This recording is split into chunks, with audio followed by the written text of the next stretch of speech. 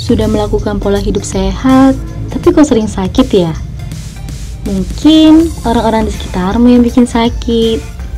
Pernah nggak sih kamu benar-benar tidak nyaman dengan kehadiran beberapa orang di hidup kamu?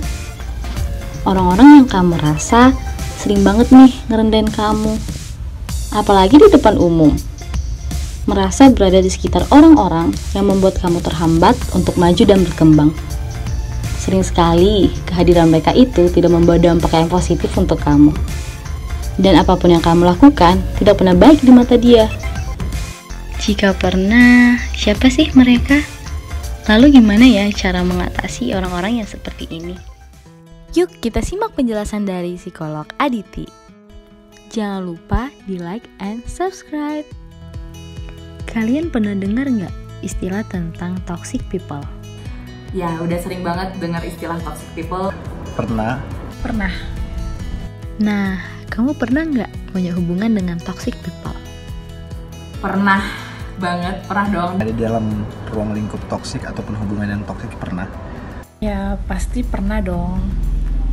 Gimana sih perasaan kamu saat berada di dalam hubungan yang toksik itu? Bawahnya overthinking, antara pengen cut off hubungan dengan orang-orang tersebut, tapi selalu ada alasan gitu kenapa aku harus bertahan di dalam hubungan atau pertemanan ini. Dan aku merasa aku bisa work this out, jadi kembali menjadi healthy relationship atau healthy friendship.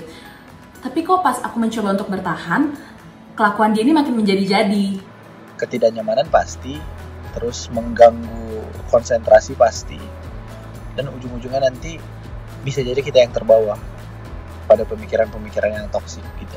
Yang aku rasain, aku jadi ikutan toksik juga kayak orang-orang yang ada di lingkunganku, dan aku juga jadi lebih tidak bisa mengontrol emosi.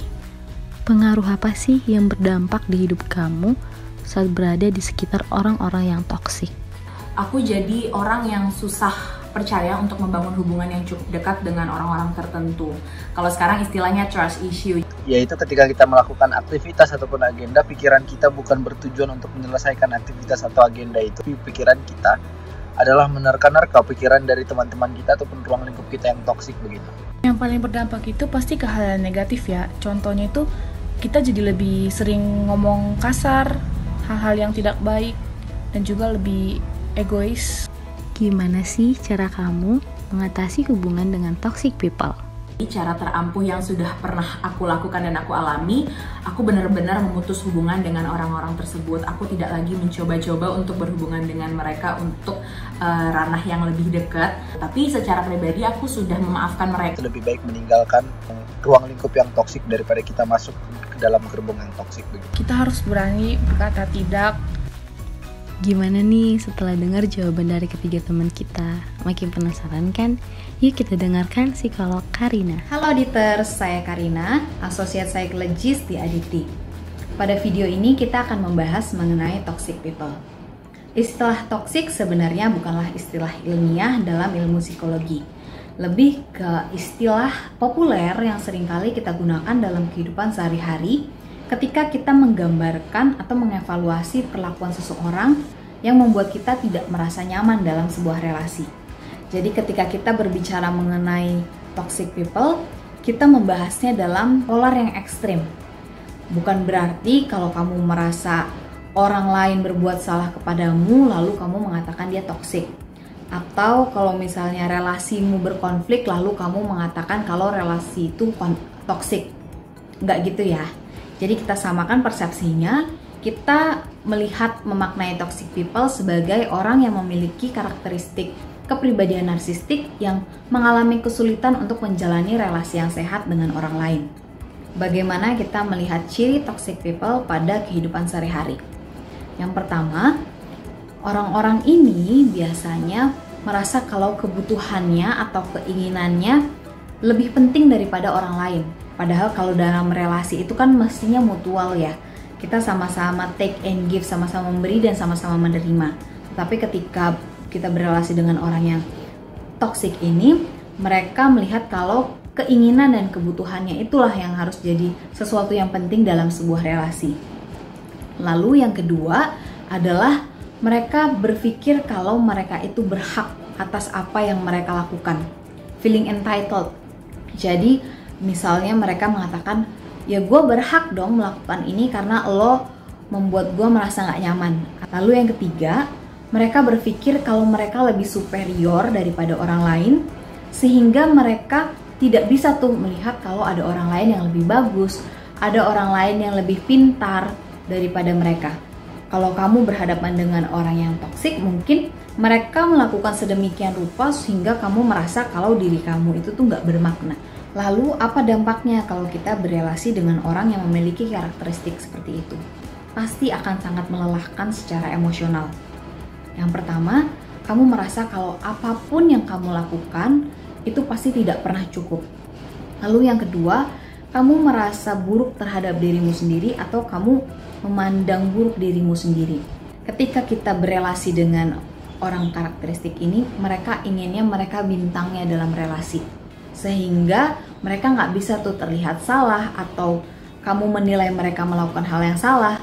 Mereka bisa memanipulasi sehingga kamulah yang melakukan kesalahan. Dan kalau itu terjadi terus-menerus, bisa jadi itu membuat persepsimu terhadap dirimu sendiri pun menjadi negatif. Kamu mungkin bisa melihat kalau ya mungkin memang saya kali ya yang selalu salah dalam relasi ini. Yang ketiga, kamu merasakan emosi yang intens, emosi negatif yang intens dan dalam jangka waktu yang panjang. Perasaan marah atau perasaan frustasi terjadi dalam waktu yang lama, dalam intensitas yang juga tinggi, itu bisa menjadi faktor yang menyebabkan gangguan psikologis yang lebih serius nantinya. Nah, jadi kalau misalnya kamu berhadapan dengan orang yang memiliki karakteristik seperti itu, ada 5 tips yang bisa kamu lakukan. Yang pertama, sadari dan akui pengalaman yang kamu alami. Mungkin orang toksik yang kamu hadapi adalah orang-orang yang dekat denganmu. Kamu lihat dan kamu sadari apakah yang orang lain lakukan itu mengakibatkan apa kepadamu. Apakah kamu merasa senang, ataukah kamu merasa marah, ataukah kamu merasa bingung dengan dirimu sendiri. Kamu akui dan sadari pengalaman itu. Yang kedua, kontrol apa yang kamu bisa kontrol. Ini juga termasuk ekspektasi yang mungkin kamu miliki terhadap orang dengan karakteristik itu. Mungkin kamu berpikir, saya pasti bisa deh mengubahnya. Nah, masalahnya kalau kita berbicara tentang karakteristik kepribadian seseorang, sulit sekali untuk kita mengubah kepribadian orang lain. Dan akan sangat melelahkan untuk coba melakukan itu. Tapi, kamu bisa menyadari dan mengontrol tindakanmu, apa yang bisa kamu lakukan dalam relasi itu sehingga kamu bisa lebih nyaman dengan dirimu dan kamu bisa rasa lebih baik dengan dirimu di relasi itu. Yang ketiga, beri jarak dengan orang tersebut. Seringkali relasi-relasi ini bukanlah relasi yang bisa serta-merta kita cut, menjauh dari orang itu. Tapi kamu bisa memberi jarak yang sehat, baik secara fisik atau secara emosional dengan orang tersebut. Misalnya, kamu bisa belajar untuk mengatakan tidak secara asertif bila orang tersebut memaksamu untuk memenuhi kebutuhannya atau keinginannya. Yang keempat, berikan upaya untuk mengasihi dirimu sendiri. Tentunya berhadapan dengan orang dengan karakteristik ini kan sangat gak menyenangkan, sangat menguras energimu. Sehingga kamu perlu tuh untuk merecharge, untuk mengisi dirimu lagi. Lakukan hal-hal yang membuatmu merasa lebih baik, yang mengingatkanmu kalau kamu itu berharga loh, kamu berhak untuk merasa nyaman dengan dirimu sendiri.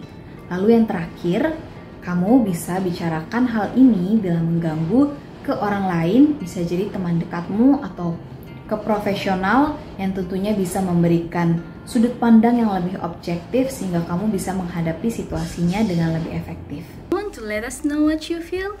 Go on, we want to hear from you.